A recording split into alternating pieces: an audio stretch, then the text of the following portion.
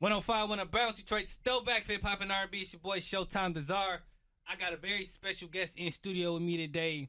First of all, he's one of the reasons why I do radio. Okay, I don't know if I ever told him that, but this is one of the reasons why I do radio.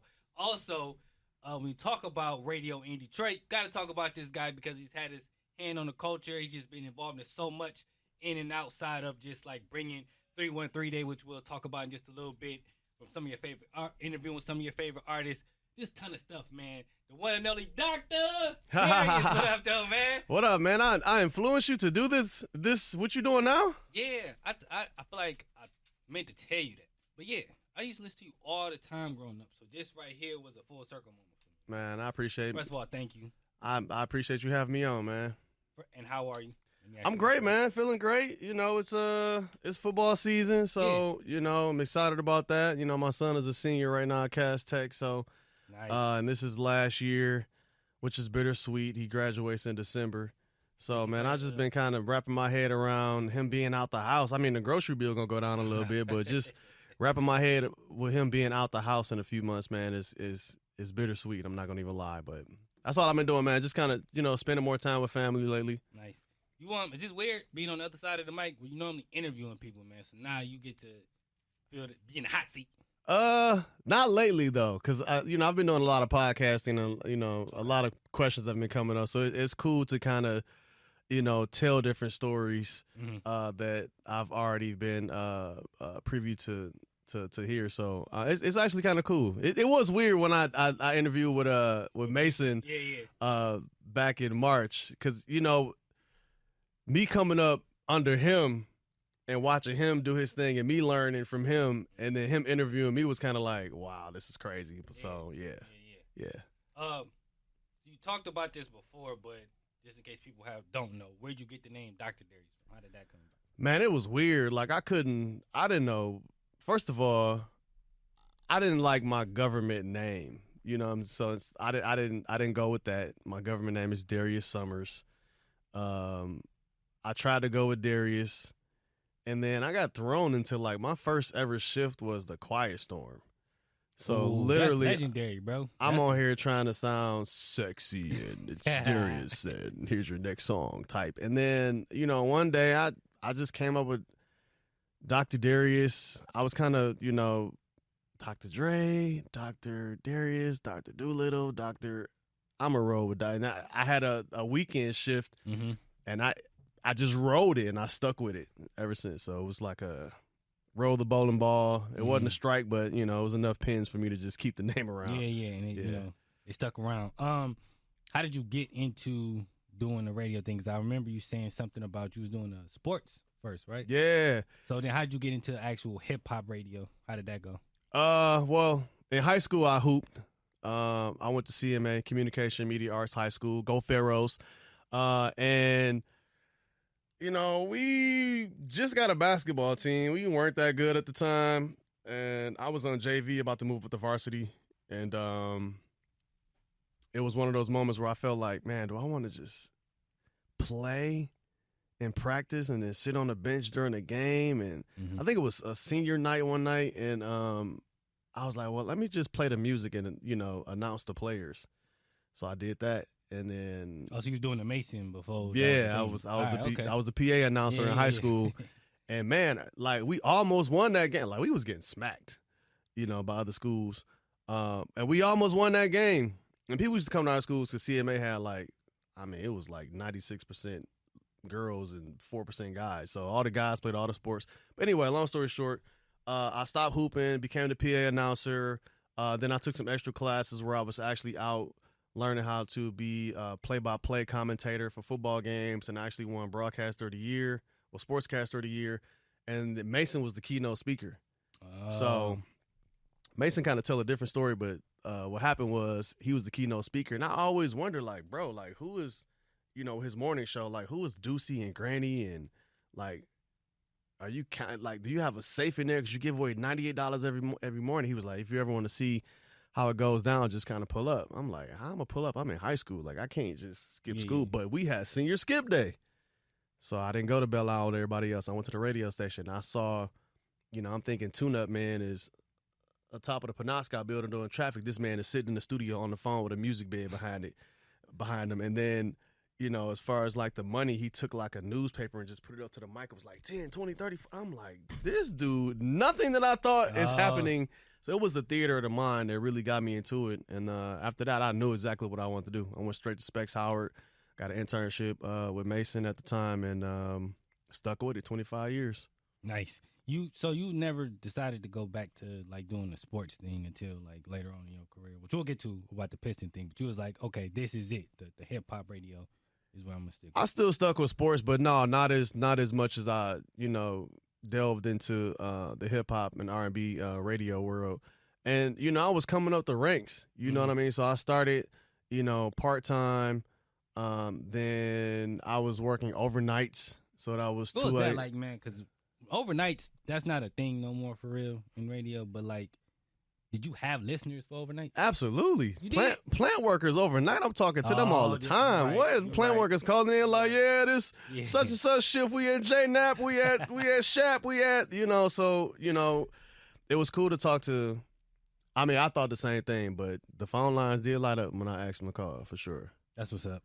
Something that people don't know that you created in the city of Detroit is not a huge thing, okay? 313 Day. You are the creator, the originator, the person who is the reason why we got 313 Day shirts. Talk about that, man. What made you come up with 313 Day? At that time in radio, I felt like the city just wasn't together, you know, on so many fronts. Business-wise, we weren't kind of supporting each other. Music at the time, definitely not. And I just wanted to see a day that we all just collectively came together and supported each other, you know, just to have that Detroit unity. That was the goal. And I opened up the conversations. That's the one beautiful thing about radio that I love, is that you can open the phone lines and have a community conversation and you know, off that one topic. Hey, if we had a day, a 313 day, what would it look like? And people was calling in and say, you know, let's support local businesses, black businesses. Let's support our sports teams. Let's support our music artists. And I was just thinking off the top of my mind, I was like, man, it'd be dope if we had like an all Detroit show with all Detroit artists. And a few years ago, I got a chance to see that on 313 Day, man, and it literally gave me goosebumps, bro. I was just sitting there. I ain't gonna lie, bro. I wanted to cry. I ain't gonna even lie. But I had to be tough around them rappers and stuff. Right. Yeah, you can't cry. I got the goosebumps, man, and it was one of those moments like, wow, like we really did this. You know, we really came together as a city, and we support each other. We love each other's music. Look where our music scene is right now. Killing it, man. It's good to see, you know, even the hospitals have the Born on 313 Day. The Pistons played a game. The start time was at 313 on 313 Day. So it's good, and it just let me understand that the power of radio still work. You know what I mean? You did so well with the 313 Day and still continuing to do things with 313 Day that other cities started to do their own thing. You got Flint doing the 810 Day, and I think St. Louis got a 314 Day. Yep. Yeah. Did you feel a ways when you saw that, man? Like, now y'all biting off what we doing? Not that one. Like music, you know, when y'all still our music or our vibe or our wave, then that kind of, that was a little... That rubbed me the wrong way, but no, it was good. It was, again, it was one of those moments where I saw the power of radio, you know, and the ability to be a change agent in your market, which was cool. But no, I didn't look at it as, you know, they stole it or they bid it from us. Now, music wise, swag wise, I'm like, hey, when y'all don't wear minks down there like that. Now, come on, now, it ain't that hot, but you know what I'm saying, right? Do you feel like you get enough credit for creating 313 Day, or does that not? You don't care about that at all? I don't really care about that. You know, some people recognize, you know, I'm like this. You know, I don't mind new cars driving on a road that was paved. You know what I'm saying? Like, if that makes sense. You know, it was a dirt road. We paved it, and now people are... And that's, at the end of the day, you want to see your community come together. And that was it. You know, I go to Atlanta, I know I'm in Atlanta because when I hear the radio. And I go to L.A., I know I'm in L.A. Houston, same thing. Sometimes I didn't get that in Detroit sometimes. So I just wanted to kind of bring that vibe and that energy back to the city for the city. So I'm cool with it. You do a podcast talking about Detroit Pistons. Now, before we get into Detroit Pistons and everything, what is the biggest difference in your opinion from doing a podcast and in the radio? Because there are two different vibes for people who don't know. They do have two different energies. Or maybe they don't to you. But they do. Yeah. In my opinion, I feel like radio is like in and out. Right. Different messages. You know, you're selling products, pushing concerts, tickets, and you in and out the song. Podcast, you can literally, you have to pace the conversation. Yeah. And you can talk about a lot, and you're not just rushing in. Yeah, 105, and you out. You know, you literally can have a genuine conversation with folks instead of just kind of getting in and out. That's what I love about the podcasting world for sure. Which one you like better, or is there a better for you? I like both, but I like podcasting more. You know, I understand what radio does. I understand the business, but podcasting is a lot more funner in my opinion. Okay. Two more things, man, and then I'm gonna let you get up out of here. Let's talk about your Piston podcast. First of all, how did you get involved with the Detroit Pistons, doing all the things that you do with them? How did that start? Just being like an ambassador, community partner. At first, I know that I used to help out Rick Mahorn with this Know Your Black History thing. I think he's going on 20 years with that, but he gave away money, scholarships. Just being around the team, community-wise, just being that face of the city and being able to, you know, take different players to different schools and, you know, even they might not have known the player, but they know me, or just to kind of bridge that gap, just be in the community, and then develop some really good friendships. Rasheed Wallace is like my brother from another mother. We, you know, kind of clicked when he first got here, hung out ever since. And then just being around the team over the years, just supporting them ambassador-wise. I had a conversation with some people in the front office, and we were talking about doing a podcast for a couple of seasons. And I really had time this past season, and we just kind of got into it. And it's one of those things where we just do behind-the-scenes interview, ask the players different questions, which is cool because you see the players on court, but there's some different questions that you might want to ask off that you see that, you know, that they're into off the court. Or no, that was cool. Just interviewing the players. We do it in season. And it's on YouTube. Who was one of the most interesting that you interviewed so far? You interviewed, I see, I think it was Stu. I seen Beasley. Was Ron Holland? Was he one of them? Yeah. So who did you talk to that kind of surprised you, or it was like, he's a very interesting person? I would say Ron and Bees. You know, I learned a lot from Bees. Bees was probably my favorite one that you did because I didn't know he had ties to the city. So that one was I didn't know neither. And I'm sitting there like, I did all my homework, but I didn't catch that part. I'm like, what? And I feel like that's why he played so well here, man. So, like, I hate the situation that he in, but I was like, okay, yeah. And I was watching your interview. I'm like, yeah, that was a good one. Yeah, that's going to blow over. Hopefully he'll be back with the team and shooting them threes and celebrating with a shimmy. Right. You know, but he was probably the most interesting. And Ron Holland. I mean, I feel like anybody that I don't know is always my best interviews. Like, anybody out in radio land, you do an interview with an artist and they send you this sheet. It's like a one sheet of, I don't need none of that. If I don't know you, those are my best interviews, like, ever. Right. Yeah, I agree with that because then it's like when you give me stuff that it's too easy. Last thing, well, kind of. Predictions for the Pistons now. Season about to get ready to start in like what, 2 weeks? Yep, couple weeks. Well, we got preseason media day next week. Preseason, I think a week after that. My prediction is that the Pistons will do well. I don't know what. With all the injuries in the East, I think the team is gonna be good. So, I know the team gonna be good, but how do you feel like? I feel like we have a good core. I'm glad Trajan, he bought the core back, added some different pieces. But I think we're going to be pretty good this year. Yeah. The playoffs, yes. Second round, yes. We stay healthy. I'm going second and above. Can we win the NBA chip? Of course we can. Just got to get it done. So I normally like to do my assessment after the first 25 games. Yeah, me too. Because I like JB Bickerstaff as a coach. I'll take that back. I love JB Bickerstaff as a coach. I got a chance to see him behind the scenes talking to some of the players. You know, it's X's and O's, but at the same time, he's the type of coach where he pull you to the side and say, hey, how you doing today? How your family doing today? What you working on personally? Yada, yada. Just having those conversations.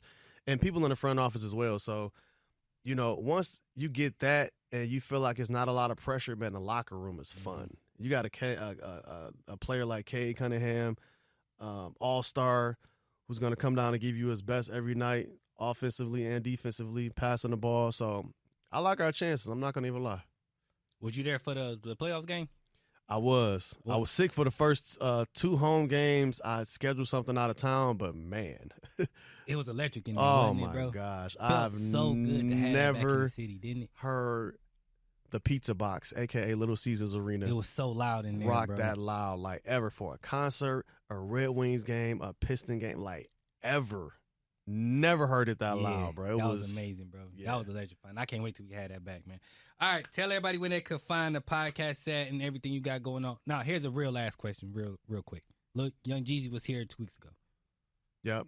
Your son, he was at your son's high school. Talk about that real quick, man, before I let you get up out of here. What was that experience like? I think you've met Jeezy a couple times, right? So y'all got a relationship. Oh, yeah. That's your first time meeting him? No, I didn't think so, but I just wanted to make sure. Me and Jeezy go back to like Mix Show Power Summit. If y'all ever looked that up, Mix Show Power Summit in the Bahamas is when I first met Jeezy. And I reminded him of that when he came in and did an interview for a book. I said, bro, I done been with you for your whole career from Mix Show Power Summit. He said, oh, you met Young Jeezy at the time. Like, yeah. So, you know, to meet Young Jeezy and to Jeezy to Jay Jenkins, the author, you know, it was cool to kind of be on that journey with bro, you know, and he genuinely loves the city. So for him to come back, and it's not just he's coming in to do a concert. He's coming in to touch the city, you know. So for him to come in, it wasn't just a school visit. It was really a Henry Ford health fair where we got a lot of men to come in and get tested for various things that we normally just don't get tested for. And then they actually gave away trips. Somebody won a trip anywhere in the U.S. with Southwest Airlines. It was all types of stuff that they was giving away. And, you know, Jeezy was just there to support, you know, the health initiative, talk to the kids and let them know that they can make it in life no matter where you are in life. You know, your current situation is not your only situation type stuff.